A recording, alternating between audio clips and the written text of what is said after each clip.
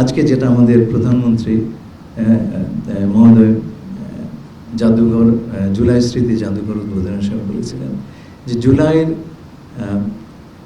যে আন্দোলন তার একটা বড় বিষয় হচ্ছে যে আমরা বাংলাদেশকে একটা ক্লায়েন্ট স্টেট হিসেবে দেখতে চাই না। শুরুতেই আমি গভীর শ্রদ্ধাভরে স্মরণ করছি সেই সব শহীদকে যারা 2024 সালের জুলাই আগস্টে গণতন্ত্র, ন্যায় বিচার ও মানবাধিকার প্রতিষ্ঠার লক্ষ্যে নিজেদের জীবন উৎসর্গ করেছেন। এই আন্দোলনের প্রতিটি শহীদ তাদের অসীম সাহস, নির্ভীক দৃষ্টিভঙ্গি ও দেশপ্রেমের মাধ্যমে আমাদের জন্য এক অনন্য দৃষ্টান্ত স্থাপন করে গেছেন। একই সাথে আমি আহতদের প্রতি সমবেদনা জানাই, যাঁরা সেই ঐতিহাসিক আত্মত্যাগের জীবন্ত সাক্ষী হয়ে আমাদের মাঝে রয়েছেন। তাদের ত্যাগ, সাহস ও অদম্য মনোবল দেশ ও মানুষের কল্যাণে আত্মোৎসর্গের আদর্শে উদ্বুদ্ধ হতে প্রজন্ম থেকে প্রজন্মান্তরে আমাদের সবাইকে অনুপ্রেরণা জুগিয়ে যাবে। আমাকে একটা লিখিত বক্তৃতা তৈরি করে দেওয়া হয়েছে, আমি এর বাইরে কিছু বলছি। ক্রাঞ্চি রোলের ভিতর চকলেট ক্রিমের filling, all time cream roll, মুখে দিতেই স্পেশাল ইনসাইড। আমাদের সবারই নিশ্চয়ই স্মরণ আছে 2 বছর আগে ঠিক এই সময় আমরা কী অবস্থাতে ছিলাম।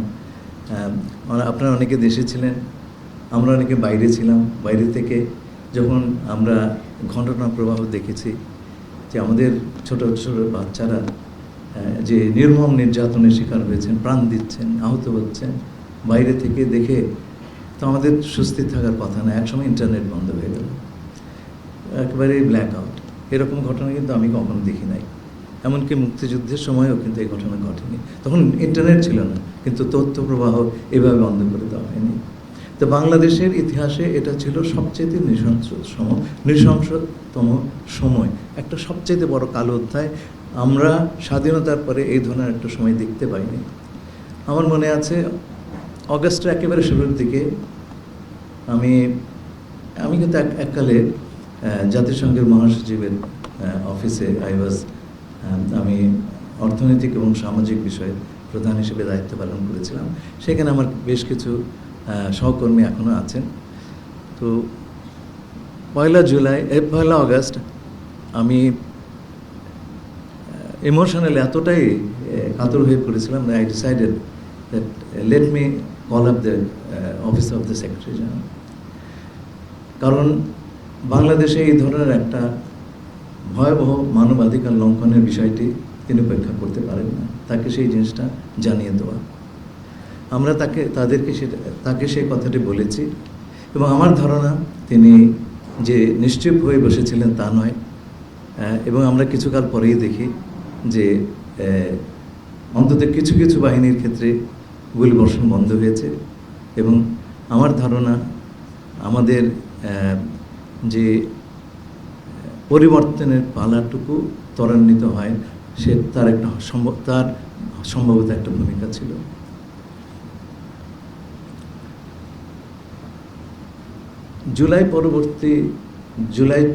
আগস্ট 2024 পরবর্তী সময়টা কিন্তু খুব মসৃণ ছিল না। তখনকার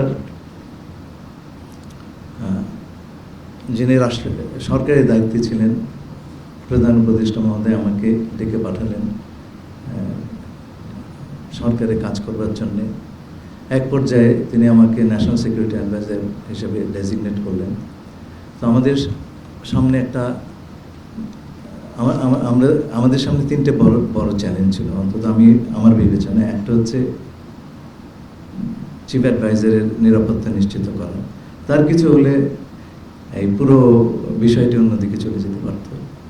দ্বিতীয় হচ্ছে সরকারের স্থিতিশীলতা রক্ষা করা, এবং 3 নম্বর বিষয়টি ছিল এই পুরো ট্রানজিশন এটা যাতে একটা ভালো নির্বাচনের মাধ্যমে সমাপ্ত হতে পারে। এবং 3টি বিষয়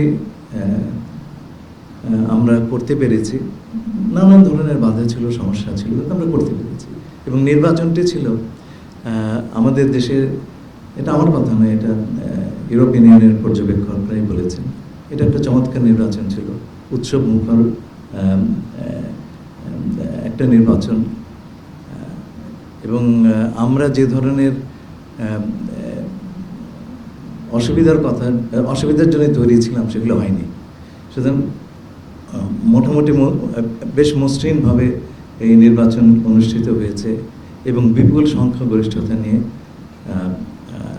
আমাদের প্রধানমন্ত্রী জনাব তারেক রহমানের নেতৃত্বে সরকার গঠিত হয়েছে। কিছুকাল আগে আমাকে তুরস্কের পররাষ্ট্রমন্ত্রী বললেন, বাংলাদেশ একসময় আন্তর্জাতিক পরিমণ্ডল থেকে হারিয়ে যাচ্ছিল, সেই বাংলাদেশ ফিরে আসছে দেখে আমরা খুব আনন্দিত। যখন এই কথাগুলো আমরা শুনি তখন আসলে বুঝতে পারি যে আজকে যেটা আমাদের প্রধানমন্ত্রী মহোদয় জাদুঘর, জুলাই স্মৃতি জাদুঘর উদ্বোধনের সময় বলেছিলেন যে জুলাইয়ের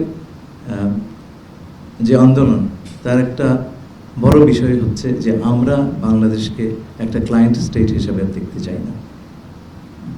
এবং তুরস্কের ফরেন মিনিস্টার যে কথাটি বললেন সেটা সেই একই কথার প্রতিধ্বনি। তো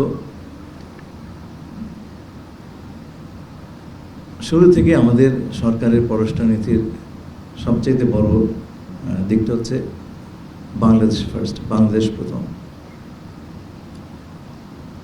আমরা সেই ক্লায়েন্ট স্টেট সেই পর্যায়ে কখনো ফেরত যাব না, নেভার অ্যাগেন।